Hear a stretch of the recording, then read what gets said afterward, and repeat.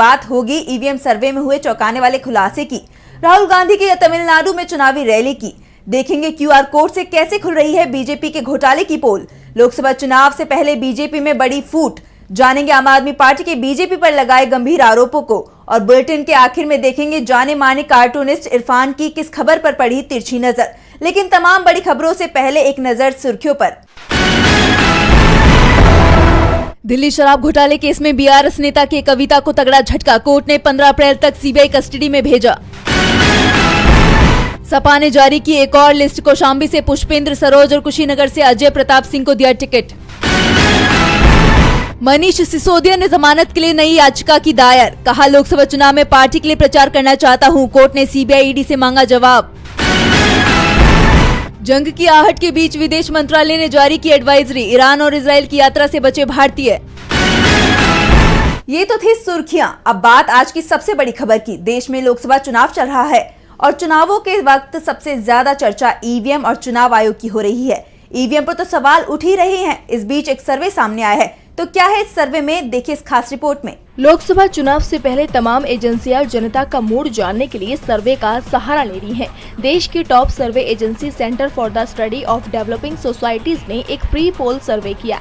सर्वे में चुनाव आयोग और ईवीएम को लेकर सवाल किए गए और इनके जवाब बेहद ही चौंकाने वाले आए। ईवीएम को लेकर 17% लोगों ने कहा कि सत्ताधारी दल के इशारे पर इसमें गड़बड़ी की जा सकती है। 28% लोगों ने माना कि कुछ हद तक इसमें गड़बड़ी की जा सकती है। 16% ने ज्यादा गड़बड़ी नहीं हो सकती है, तो 16% लोगों ने ईवीएम को सुरक्षित माना। यानी बड़ी संख्या में लोग मानते हैं कि ईवीएम से चुनाव निष्पक्ष नहीं हो सकता है। दूसरा सवाल चुनाव आयोग को लेकर था। सर्वे में शामिल 28% लोगों ने माना कि चुनाव आयोग पर काफी हद तक भरोसा है। 30% लोगों ने माना कि पूर्ण रूप से तो नहीं, लेकिन कुछ हद तक वो चुनाव आयोग पर भरोसा करते हैं। 14% ने ये माना कि ज्यादा भरोसा नहीं।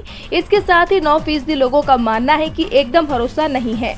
अब अगर 2019 के सर्वे के परिणामों को देखें तो उस समय हुए सर्वे में 51% लोगों का चुनाव आयोग पर पूरा विश्वास, 27% का काफी हद तक भरोसा, 7% का कुछ हद तक और 5% लोगों को एकदम भरोसा नहीं था। यानी 5 साल में चुनाव आयोग की विश्वसनीयता तेजी से घटी है। चुनाव आयोग सवालों में है, तो सवालों में केंद्रीय जांच एजेंसियां भी हैं। आज राहुल गांधी तमिलनाडु पहुंचे थे, जहां उन्होंने केंद्रीय जांच एजेंसियों को अपने निशाने पर ले लिया। साथ ही मोदी सरकार पर भी करारा हमला किया। तो क्या कहा राहुल गांधी ने, देखिए इस रिपोर्ट में। कांग्रेस नेता राहुल गांधी ने तमिलनाडु के तिरुनेलवेली में एक सार्वजनिक रैली को संबोधित किया। उन्होंने इस दौरान बीजेपी पर हमला बोलते हुए कहा कि बीजेपी विपक्ष के खिलाफ ईडी व सीबीआई का राजनीतिक इस्तेमाल कर रही है। चुनाव आयुक्तों को प्रधानमंत्री चुन रहे हैं। चुनाव से 2 महीने पहले कांग्रेस पार्टी के बैंक खाते फ्रीज कर दिए जाते हैं। सीएम गिरफ्तार किए जाते हैं। विपक्षी नेताओं को धमकी दी जाती है। चुनाव प्रचार में विपक्ष के रास्ते में रुकावट डाली जा रही है। इसके साथ ही राहुल गांधी ने कहा कि आज भारत में एक वैचारिक लड़ाई चल रही है। एक तरफ पेरियार के विचार, सामाजिक न्याय, स्वतंत्रता और समानता है, तो वहीं दूसरी ओर नरेंद्र मोदी और उनकी सरकार के विचार हैं। राहुल गांधी ने कहा कि पीएम मोदी कहते हैं कि एक राष्ट्र, एक नेता और एक भाषा। तमिल भाषा किसी भी अन्य भारतीय भाषा से कम नहीं है। इस देश में कई अलग अलग भाषाएं और संस्कृतियां हैं और सभी हमारे लिए समान रूप से महत्वपूर्ण हैं। उन्होंने आगे कहा कि मुझे तमिलनाडु आना बहुत पसंद है और मैं यहाँ के लोगों से प्यार करता हूँ। मेरे लिए तमिलनाडु के लोग, इसकी संस्कृति, इतिहास और भाषा सबसे बड़े शिक्षक हैं। उन्होंने कहा कि जब भी मैं भारत को समझना चाहता हूँ, मैं महान तमिल कवियों, इसके इतिहास, परंपराओं और विश्व पर तमिल लोगों के प्रभाव को देखता हूँ और इसके माध्यम से मैं भारत को समझ सकता हूँ। राहुल गांधी ने पीएम मोदी पर सवाल उठाए, तो उससे पहले ही तमिलनाडु की सड़कों पर अचानक ही पीएम मोदी के क्यूआर कोड वाले पोस्टर दिखाई देने लगे। दावा किया जा रहा है कि क्यूआर कोड स्कैन करने से मोदी राज के घोटालों की लिस्ट सामने आ जाती है।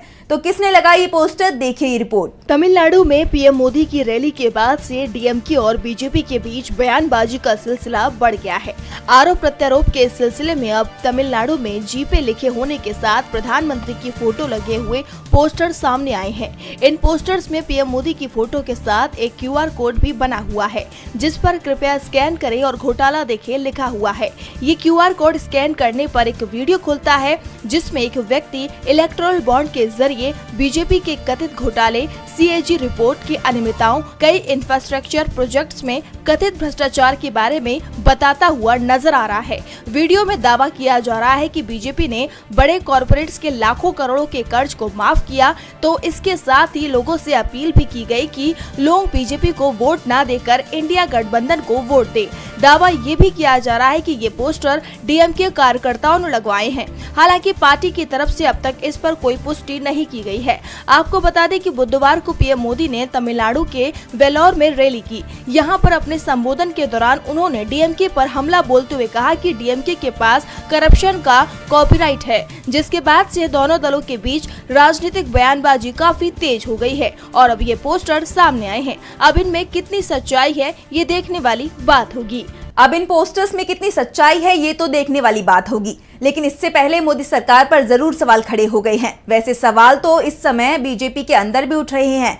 यूपी में टिकट वितरण के बाद से ही बगावत के हालात है। बरेली से लेकर मुजफ्फरनगर, जहां पहले चरण में ही वोटिंग होनी है, ऐसे में बीजेपी के लिए मुश्किलें बढ़ती ही जा रही हैं। चंद ही दिनों में लोकसभा चुनाव के पहले चरण के मतदान होने हैं, लेकिन इससे पहले बीजेपी के लिए मुश्किलें बढ़ती हुई नजर आ रही हैं। बिहार, कर्नाटक के बाद अब उत्तर प्रदेश में भी बीजेपी नेता पार्टी से बगावत पर उतर आए हैं। यूपी के मुजफ्फरनगर लोकसभा सीट पर सियासत गरमाई हुई नजर आ रही है। यहाँ बीजेपी सांसद डॉक्टर संजीव बालियान और पूर्व विधायक संगीत सोम के बीच टकराव की स्थिति बन गई है। दरअसल संगीत सोम मुजफ्फरनगर सीट से लोकसभा की टिकट मांग रहे थे, लेकिन पार्टी ने यहाँ से डॉक्टर संजीव बालियान को प्रत्याशी बना दिया, जिसके बाद से संगीत सोम हाईकमान से नाराज बताए जा रहे हैं।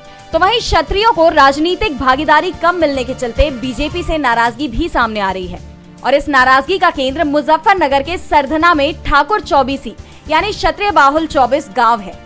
बीजेपी के लिए मुश्किलें यहीं तक सीमित नहीं रह गई, बल्कि बरेली में भी बीजेपी की अंदरूनी कलह बाहर आने लगी है। बरेली की सीट पर पार्टी ने 8 बार के सांसद रहे संतोष गंगवार का टिकट काटकर उनकी जगह छत्रपाल गंगवार को उम्मीदवार बनाया है, जिसे लेकर संतोष गंगवार पार्टी से नाराज चल ही रहे थे कि अब मेयर डॉक्टर उमेश गौतम के वायरल ऑडियो क्लिप ने आग में घी डालने का काम कर दिया है।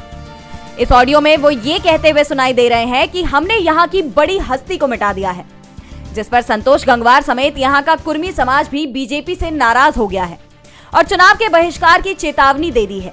संतोष गंगवार ने भी मामले में चुप्पी तोड़ते हुए कहा कि किसी वर्ग विशेष, जाति विशेष के ऊपर टिप्पणी करने से बीजेपी को पूरे प्रदेश में नुकसान होगा। एक तरफ बीजेपी अपने नेताओं की बगावत से मुश्किल में है, तो दूसरी तरफ दिल्ली की सत्ताधारी पार्टी आप भी मुश्किल में है। केजरीवाल की गिरफ्तारी के बाद अब आपको राष्ट्रपति शासन का डर लग रहा है, तो क्या दिल्ली में लगने वाला है राष्ट्रपति शासन? देखिए रिपोर्ट। दिल्ली में सियासत काफी गरमाई हुई है। मुख्यमंत्री अरविंद केजरीवाल की गिरफ्तारी के बाद से लगातार विरोध प्रदर्शन का दौर चल रहा है, तो वहीं आरोप प्रत्यारोप के सिलसिले भी तेज हो गए हैं। इसी कड़ी में दिल्ली सरकार में मंत्री आतिशी ने बीजेपी पर गंभीर आरोप लगाए हैं। आतिशी ने बीजेपी पर दिल्ली में राष्ट्रपति शासन लगाने की साजिश रचने का आरोप लगाया है। उन्होंने कहा कि दिल्ली के बेटे अरविंद केजरीवाल को ईडी और केंद्र की बीजेपी सरकार ने फर्जी मामले में गिरफ्तार किया है। दिल्ली के लोग अरविंद केजरीवाल और आप को प्यार करते हैं। जनता ने 2013, 15, 2020 के विधानसभा चुनाव और 2022 के एमसीडी चुनाव में हमें अपार समर्थन दिया। बीजेपी को मालूम हो चुका है कि वो दिल्ली में चुनाव नहीं जीत सकती, तो इसलिए अब ये लोग केजरीवाल की चुनी हुई सरकार को गिराकर राष्ट्रपति शासन लगाना चाहते हैं। दिल्ली की जनता के द्वारा चुनी हुई अरविंद केजरीवाल की सरकार को गिराने के लिए तमाम साजिशें रची जा रही हैं।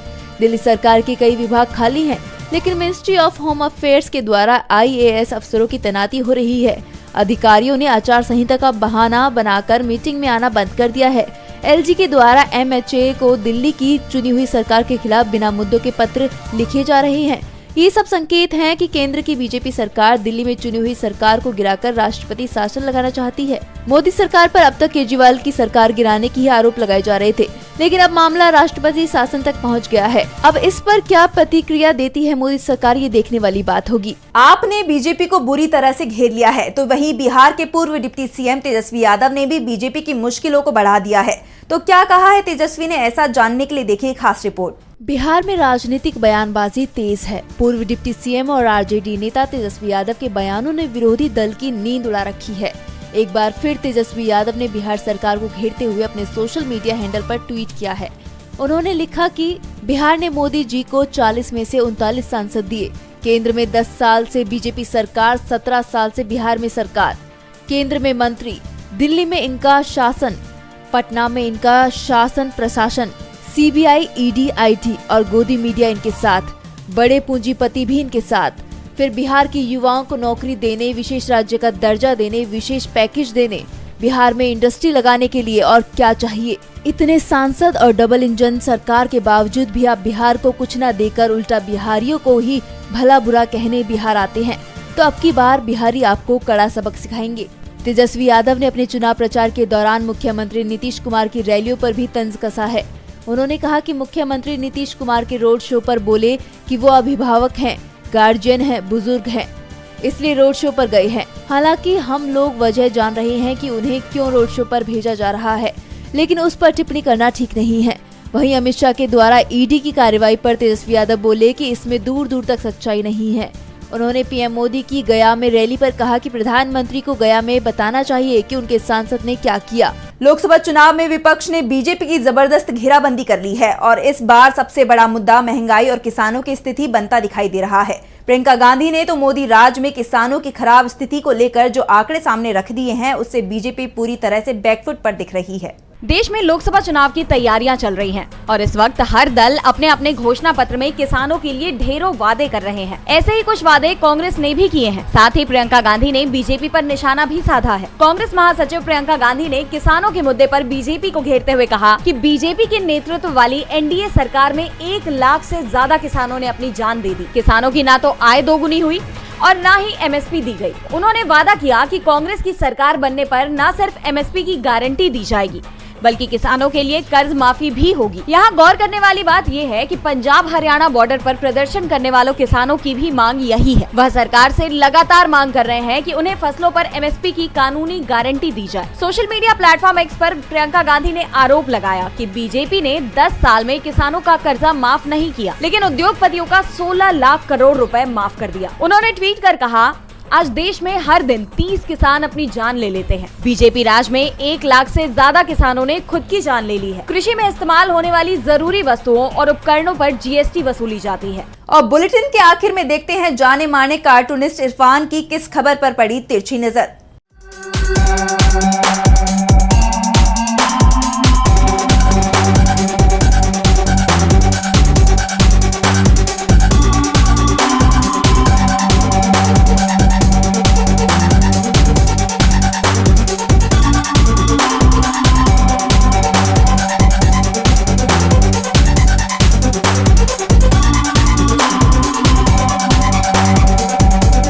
प्रधानमंत्री नरेंद्र मोदी का कहना है कि देश में ना तो आतंकवाद है और ना ही अलगाववाद है।